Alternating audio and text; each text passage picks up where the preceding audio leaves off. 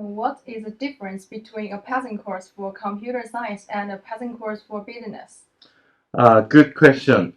In our business school, the business analytics classes are more the focus on case and application.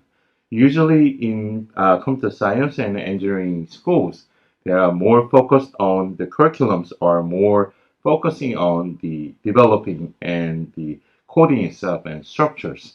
However, we of course we learned about the basics of Python or any other analytics tool, but also we are going to deal with more time spend time with the application, how to use these analytics for business solving business problem.